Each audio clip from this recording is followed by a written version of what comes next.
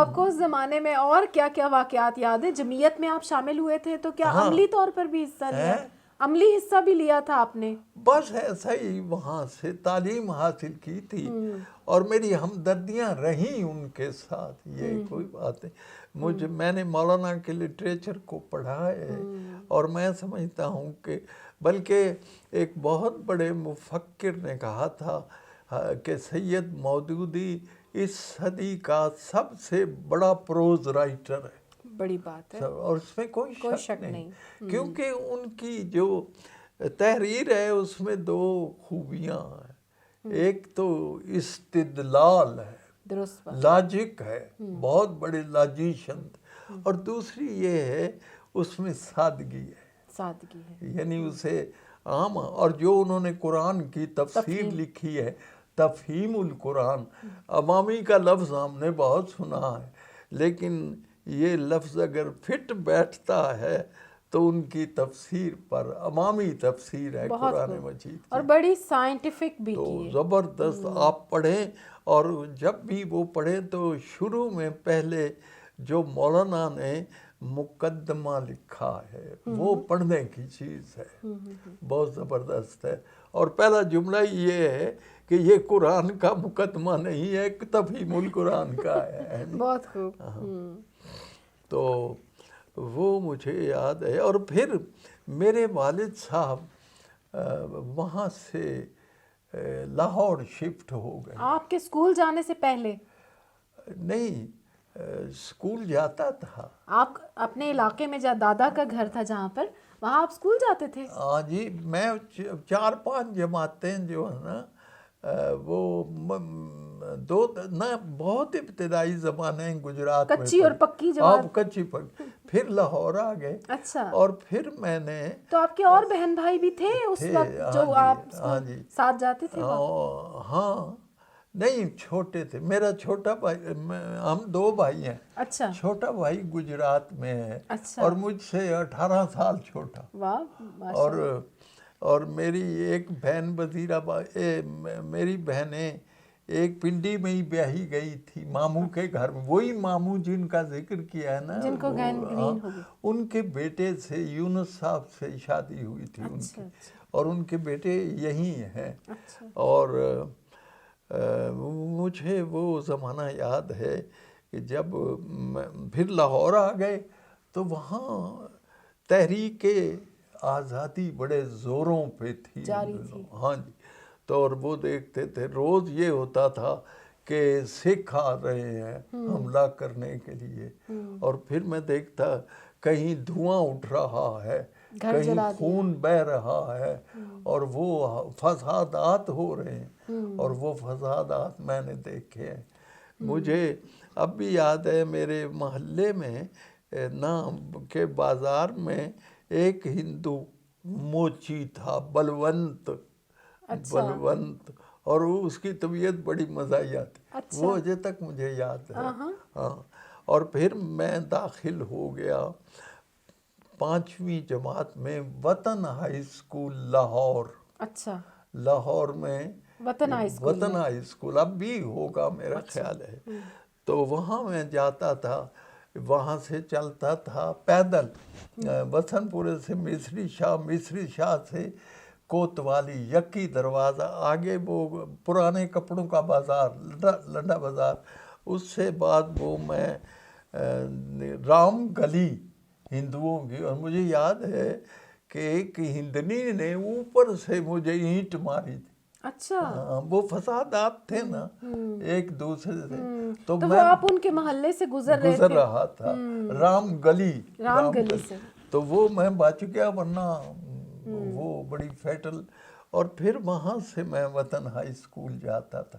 اور جب میں 6 جماعتیں وہاں پڑھ چکا تو والد صاحب پھر، میری دادی کی بڑی خواہش تھی کہ میرا بیٹا دور چلا گیا، تو وہ پھر واپس چلے گئے ہم گجرات.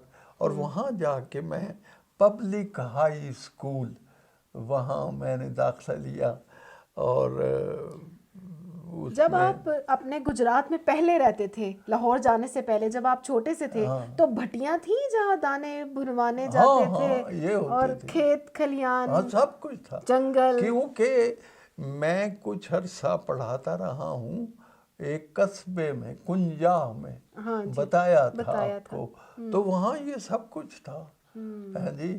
وہاں ایک سب سے بڑی چیز انہیں کہتے تھے بیکا۔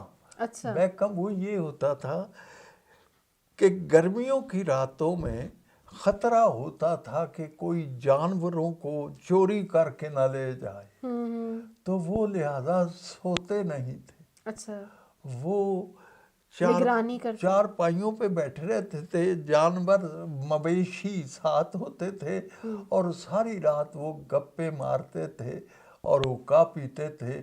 میں نے اصلی پنجابی وہاں سے سیکھی۔ اچھا، جب آپ کنجا میں تھے؟ جب میں کنجا میں تھا 2 سال، اور بلکہ مجھے یاد ہے، آپ حیران ہوگی کہ وہاں ایک پرائمری اسکول بھی تھا، اچھا، اس کا ہیڈ ماسٹر عارف، شاید اب بھی وہ زندہ، اللہ کرے زندہ ہو، اس نے 2 سال میں نے دیکھا پرائمری اسکول دا ہیڈ ماسٹر، ایک پینٹ خاکی رنگی، ایک پینٹ 2 سال اس نے نہ دھوئی نہ بدلی۔ کیا پتا اس کے پاس 2-3 ہو، پتہ نہیں، تو اس پہ کہیں چائے کا داغ ہے، کہیں لسی کا داغ ہے، کہیں کھیر کا داغ ہے، کہیں سالن کا داغ ہے۔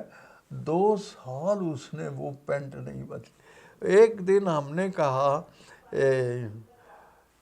ایک گاؤں تھا بڑا خوبصورت، آج بھی ہے، کتبے دا کوٹ۔ کتبے دا کوٹ اصل میں کوٹ جیسے سیال کوٹ ہے، گاؤں کو کہتے ہیں کتبے دا کوٹ، شہر ہی سمجھ لیجیے نا۔